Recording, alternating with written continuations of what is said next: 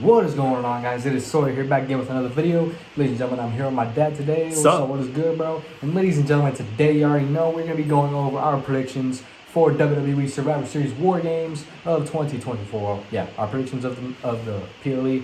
Anyway, so we're going to start off with the United States Championship match between Shinsuke Nakamura and LA Knight. Yeah.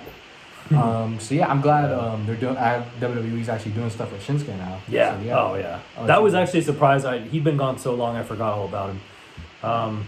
We saw Shinsuke in a dark match in Phoenix. Yeah, and we were like, that was like 2020. That was when he was injured, and we were like, okay, they're probably gonna never use him again. Nah, here we go. It was just like injuries, just like rehabbing him and whatnot. Yeah, they just still hadn't really done much with him. I mean, I guess besides the Seth. Yeah, kind of the peaked. Seth That's run. where his career kind of peaked again. But yeah. I hope maybe like at some point during the feud. So during this feud, so my prediction is LA Knight. But I hope that like at least sometime during this feud, you know, like whether that's I thought of this when I was watching SmackDown. I got it in my room too. Mm-hmm. I thought of this when I was watching SmackDown. It's like maybe like sometime during the feud, have LA Knight win tomorrow. Mm-hmm. So that's my prediction. Mm-hmm. Have LA Knight win, but sometime during the feud, I don't care if it's at like the Royal Rumble or like at a future episode of SmackDown, like sometime in the future. Have it be like a fatal four-way match: LA Knight, Carmelo Hayes, Andrade, and Shinsuke. Oh, I like that. Have Shinsuke I like that. it. You know, just kind of build him up a bit more. So I think I'm going to surprise you with this one. Shinsuke? Yeah, I feel like Shinsuke's back and he's evil. He's super evil right now, and he's gonna take this really dark heel turn because like that was kind of set up for Gunther and for Damian Priest, but of course Damian is now a face. And I think Shinsuke is going to slide right into that spot where he's going to be just the ultimate heel. And yeah, I think he's going to surprise and he's going to win it. He's going to win the title. Maybe set up kind of a nice little mini rivalry for, early part of next year. Something like that. It could drag on to WrestleMania. You never know. Right, yeah, for sure. And maybe there's like a fatal three-way, some sort of like triple threat, not fatal three-way. Yeah, or something like that come WrestleMania. But I think he's actually winning tomorrow night. I don't know, but anyway, yeah, those are our predictions for that match, and let's go on to the next one. All right, ladies and gentlemen, now the next match we're going to be talking about is the Triple Threat Intercontinental Championship match between Braun Breaker, Sheamus, and Ludwig Kaiser. And this could be a good one. You know, they're brawling a bit on Raw, so I'm glad, we're getting like mid-card title matches at pay-per-views because, we weren't really seeing this a whole lot, in my opinion. Yeah, I like it. Prior to this, but yeah. I like it. I think this is a layup for Braun Breaker. It's gonna be a good brawl, but this is the beginning. This is the beginning of the run. Little mini blip on the radar, losing to Jay and losing it, which of course set up him getting it back, but and setting up the whole bloodline thing. But I think it's Braun Breaker all the way.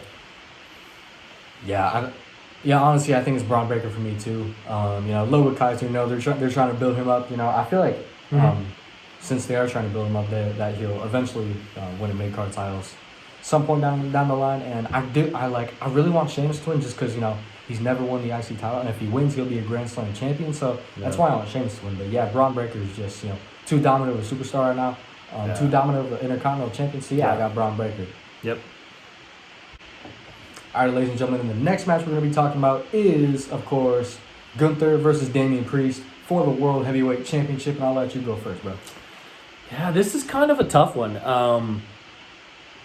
I get the sense that everybody would love to see Damian, take it off him, But I think Damian, there's so many ways they can go with him, and pulling the title off of Gunther, he could do it. He could have another run with it, but I think this is. I think Gunther is going to have one of these like really lengthy runs, like maybe not like Roman, but I think it's gonna be an awesome match. They're so hard good together. Yeah, real hard hitting, like they always are, like all their matches. But yeah, I'm straight Gunther on this one for sure. I see you on that one. Yeah, I think I'm gonna go Gunther as well, just because I said this about Braun Breaker on last prediction. They're just building Gunther up to be a big superstar, like unlike how Vince. You're right. Like Him and Braun. Vince McMahon wanted to bury Gunther. And I know. Of course, Triple H sees the potential. He knows of all what he's these doing. guys. Homeboy knows what he's doing. So I got Gunther on this one. It could be due to a Judgment Day interference. You never know if they want to keep that feud going between Priest and Finn or the Judgment Day or whatever. So could be along the lines of that, and yeah, and I look at title changes like these. I think this might be like the end of their feud too, just to get them. That's exactly what I was gonna say. CM Punk go after. If they wanted this to go on for 6 months or whatever, they would totally have him lose and let Damian take it, and maybe Gunther takes it back at WrestleMania or maybe even prior to. But yeah, I think this is the end of the feud, and not in the way that Damian walks off with the title. So yeah, so we will both predict that Gunther retains, and maybe some Judgment Day drama probably in the mix. Yeah. So yeah, Yep. now those are predictions for that one. All right, ladies and gentlemen, now the next match we're going to be talking about is, of course, the Women's Wargames match, which is Liv Morgan, Raquel Rodriguez, Nia Jax, Tiffany Stratton, Candice LeRae versus Rhea Ripley, Bianca Belair, Naomi, Io Sky, and Bayley. Took me a minute. I know, it's a mouthful. Yeah. Yeah, this one's This is gonna be an entertaining one. Yeah, there's so many good Wargames. wrestlers in this, and so many good storylines. I just keep thinking, man, is this when Alexa Bliss comes back? I know the talk is like WrestleMania, but Definitely talking, you know. yeah, I mean, there's so many people that could impact that she could impact, you know, and start feuds with. You know, is it, you know, does she get involved with Liv and Rhea? You know, Tiffany Stratton needs some somebody to beef with even bigger. You know, and I mean, Alexa would be huge. Well, of course, if Alexa goes with the Wyatt Six, you know, it would make sense. You know, this could just be the beginning of her just messing with people via the Wyatt Six. But anyway, like, getting back to this match, I mean, I lean Liv, you know, and Raquel. I just feel like that, you know, Rhea and Bianca are phenomenal, and Bayley. It's such a great team and great rivalry. But I just feel like, you know, Liv and Raquel are like, you know, and Nia and Tiffany, you know, and Candice, of course, just. They're just gonna do something. It's gonna be some sort of interference. You know, I just feel like Rhea's team is just up against it. You know, in this one. I gotta disagree with you on this one. I think this is just one of the matches where like the babyfaces just have to win. It's like we've seen this before. You know, with like kind of these other War Games matches where the babyfaces just win. Like when Becky Lynch returned. Yeah, right. To help some other women. Becky Lynch. Forgot about her. Yeah, there's talks about her. Yeah, Becky Lynch, so, maybe. Could be a possibility too. Yeah. But yeah, I got Team Rhea Ripley. Interesting. Just, you know, build up feud between her and Liv Morgan. I definitely think this is going to drag into 2025. You know, of course. Yeah. Into WrestleMania. Yeah, there's just so many opportunities to mix some things up with these, with all the different wrestlers in this match. But yeah, so I feel like this is just like a stepping stone to like build all these women up to like bigger and better things. Yeah. And, like, different feuds. Yeah. I got Team Rhea Ripley. He got Team Liv Morgan. Yep, you know it. All right, ladies and gentlemen. Now, the final prediction, ladies and gentlemen, is the men's War Game match between Roman Reigns, Jimmy Uso, Jey Uso, Sami Zayn, and CM Punk, the OG bloodline, versus Solo Sikoa, Tama Tonga, the infamous Tonga Loa, Jacob Fatu, and Bronson Reed. The new bloodline. Oh man, what a joke, man. What a joker, man. The GOAT, man. He's awesome. He is the GOAT for one reason or another. Yeah. I see. So, man, this is the biggest. Man, I keep saying this, man. I'm tied to the Bloodline storyline. The Bloodline storyline is my favorite thing about professional wrestling ever. I said this once. I'm gonna say it again, bro. The Bloodline storyline is gonna be the best. Is the best storyline of all time, in my opinion. Yeah, it's phenomenal. Yeah. It's phenomenal. That's what makes this match so. 5 years now, huh? So I think it's next year will be the 5th, right? Yeah. So this is a straight 4. Yeah. Well, and I mean with all these new guys that have the potential to come back, and you know now CM Punk, and what about Brock? You know, all these little details. But that's what makes this so weird. Is like, okay, so you know. You think Roman's squad's gonna win. That's how I lean. I lean Roman. But of course I'm just thinking, all right, so like Bronson Reed, first of all, what's he doing there? Like, what is his significance there? That's kind of what I thought too, you know. I felt like if you really wanted to mix it up, Seth doesn't join that team. He joins Solo's team. And then you've got Seth versus CM Punk. So then they didn't do that. So what's the reasoning? Does that mean that CM Punk is going to maybe turn on Roman? And like Paul Heyman brought him there because Paul is getting ready to go with CM Punk. Because if you noticed that we haven't watched tonight's SmackDown yet. We're recording this Friday during SmackDown. Yeah. The day before Survivor Series. So, the CM Punk Roman sit down. The last thing CM Punk said to him when he joined the team was, Still in football. Yeah, and he's like he's my wise man, and then he says, "We'll see." You know, so it's like, man, is this all about setting CM Punk up against Roman because of wise man? But this is all still about the OG bloodline versus the new bloodline. So that sort of messes that storyline up. So anyway, I'm leaning Roman's team win. Okay. But man, is that your full prediction? That's my prediction. Okay. But what I'm wondering is, does Brock Lesnar get involved? I feel like maybe this is the time. I do love Brock. I do love Brock. And by the way, let's remember, I was off one premium live event from The Rock coming back. I predicted him to come back. SummerSlam, you know. Yeah. So I was off just a little. Just a short cameo. Yeah, true. Yeah. Anyway, go for it. I'm going Roman Reigns. Yeah. I have quite a lot of theories on this one. So, if you notice the way Paul Heyman was dressed on SmackDown when he came back, I did. He was wearing a red shirt and a suit with like a red handkerchief hanging out, which he normally doesn't wear. And that's who did he match? Solo Sikoa. Yeah. And so there's obviously some theories, you know, that he's gonna go with Solo just because he's dressed like that, right? And he like didn't have any interactions with Roman. He just talked to the Usos and CM Punk. Yeah. And Sam, I don't know. That's right. I forgot the phone call to Paul Heyman to the Wise Man. There's on that. Of course, you know, the one thing where, you know, Sammy throwing the phone out of his pocket. I don't know if y'all caught that on episode of SmackDown, throwing maybe Paul Heyman's phone, like I forgot what it was, you know, like trying to not get Roman Reigns to be in contact with Paul Heyman. Yeah. Or I do wonder about that. Or like when Tama Tonga debuted, So Paul was going, he's like, call Roman Reigns. He's sold out to the phone, he like stomps on it. That was the phone that Paul Heyman contacts the Tribal Chief with. But Paul Heyman has another phone too. Yeah. If you remember from the episode of Raw. That contacts the Rock. I forgot about that. So the phone that Paul Heyman contacts the Rock with is still working and functional, unlike the phone he contacts Roman. So anyway, getting sidetracked here, you know. That's what this is about. Some small details, you know. That's what I love about the storyline too. And the weird thing about him dressing like Solo is Solo and you know, the new bloodline threw him through a table. That's exactly right. It's just next, you know, like it doesn't make sense. Yeah, it doesn't make sense for him to join since they attacked him. Yeah. Or maybe they'll set up something, you know. Oh, stage. Or was that a setup? Yeah, was that a setup? So, a painful setup. Something like that, you know. And another thing is that, you know, Bronson Reed being in the match doesn't make sense at all now. Yeah. Now that CM Punk's going to join instead of Seth, but I do think that Seth is going to be there. However. Yeah, because he has nothing going on. He has beef with CM Punk, obviously. Yeah. He obviously has beef with Bronson Reed. Right. So, like, at first it didn't make sense, you know, why have Bronson Reed in the match when Seth's not going to be there since they have beef. Yeah.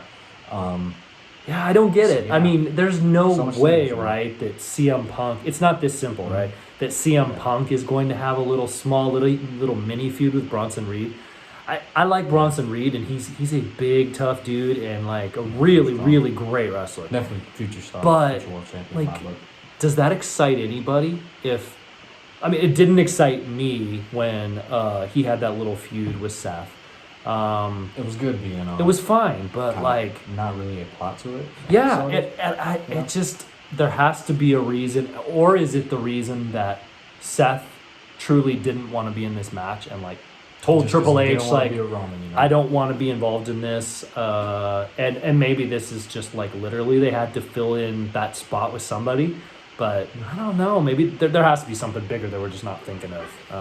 So here, like, it's interesting too, you know, because like I think the reason I think Seth's gonna be there tomorrow is just because, you know, so much anger, so much hatred, you know, built up over the years, you know. Towards Roman Punk? Towards Roman, you know. Yeah. So I feel like that's why he'll be there. Of course, he has beef with CM Punk too.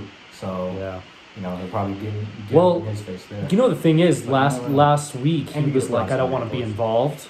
I don't want to be on your team or his team. Like, so I don't even know if he cares either way. But he definitely cares about CM Punk. So I feel like he'll maybe like attack both sides and then just leave, and then they'll fight from there. Maybe stuff like that. And then Yeah, so I think that the OG Bloodline will pull out a win. I'm not saying that because I'm biased. I'm not saying that just because I love them. Yeah. Yeet. You know Are you saying that because Tongaloa is just Tongaloa and Tamatonga are gonna screw it up for them somehow? I mean, Tongaloa probably. I Yeah. Tamatonga's a little better. Yeah, he's a little better. You know what I'm saying? It's crazy. Yeah. Next time we go to a WWE event, if Tamatonga's there, oh man. Yeah, I'm if we sit like front row, I'm getting up in his face. He'd love it. That's the problem. And he just do it back to you. And yeah, SmackDown January 3rd. That's right. Phoenix, that's Arizona. Right. Yeah, that's right. Yeah. Might be there, Yeah, for sure. Yeah, this is a tough call. Who you got here? So yeah, OG Bloodline. OG Bloodline. I said so. Yeah. I think there's more about. It's more about what is the storyline they're going to set up versus does it really matter who wins? It's really like who and what and where is this going? And it's like it's obviously not going to go 4 versus 4 forever. Yeah. So, and the other little detail is like how excited are people for Roman to face Solo? Is that like a big match for people? I know it's like the head of one versus the head of the other. I think they're really good. I do wonder about that. Saturday night's main event. That's a possibility for it. Maybe. I don't think it's a WrestleMania thing. Yeah. And I'm starting to wonder like. Yeah, you mentioned like the big deal is like Rock versus Roman. I'm starting to wonder if that's even going to happen this next year. I just wonder. I'm not. I know Rock probably is involved with the Netflix kickoff. But I don't know. I don't know about WrestleMania 41. I find it hard to believe he's heavily involved in back-to-back WrestleManias. He's got a ton of movies that just came out. He's got more coming out. But remember the WrestleMania XL WrestleMania 4. WrestleMania 4 behind the scenes documentary? Yeah. Or behind the curtain? I don't know. Yeah. So, like, I remember Triple H said that, the build-up, like, the build-up for WrestleMania 40 was 80% complete in October. Yeah. So it's November 2024 right now. And WrestleMania is April 2025. So you're thinking it's 80% complete, and they're leaving 20% open for whatever might happen. Rock. Of course, there's a possibility with the Rock, Roman Reigns, and Cody Rhodes. Triple threat. Yeah. For the we see Undisputed title. Then maybe like Cody Rhodes retains, and then and then Roman and Rock do something, like have their own match at SummerSlam or something. It seems so far removed from Cody and Roman. Like. Because they already did their thing. Yeah, they haven't even been doing any sort of build-up. It's been more so Cody, Kevin Owens, Randy Orton, that sort of thing. Of course, it's them three, but The Rock, Yeah. The Rock says that him and Cody's story's not finished. He said that, The Rock at WrestleMania 40. So The Rock is the one person that ties Cody Rhodes to this whole bloodline story. Yeah. In my opinion. Yeah. So I think that the OG bloodline wins, and then after the match, me too. The Rock comes out. And then sets the whole thing up. Maybe he starts showing up a bit more. You never know. What do you think about this? This would be kind of my final thought.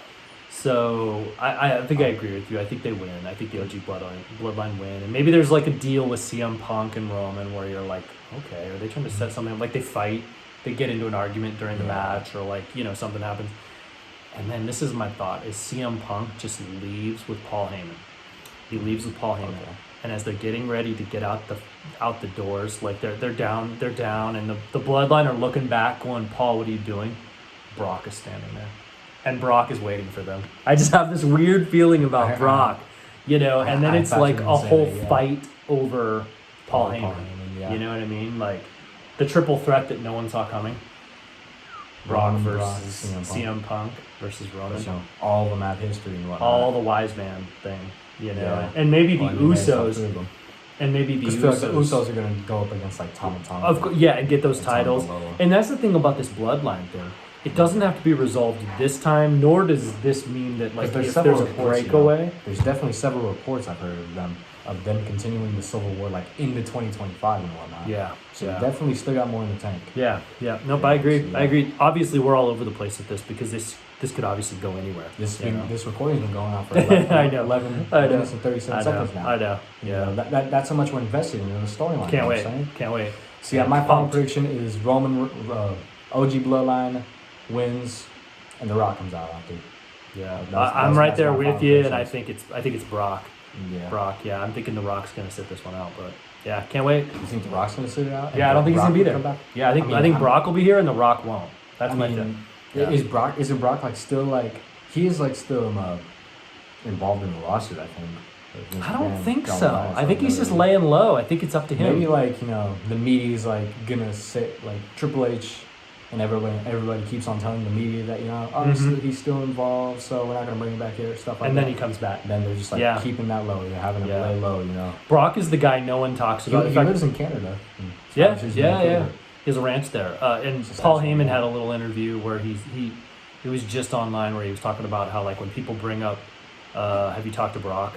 He's like, and I answered the same way. I don't, Brock, when I talk to him, I don't tell anybody. When I don't talk to him, I don't tell anybody.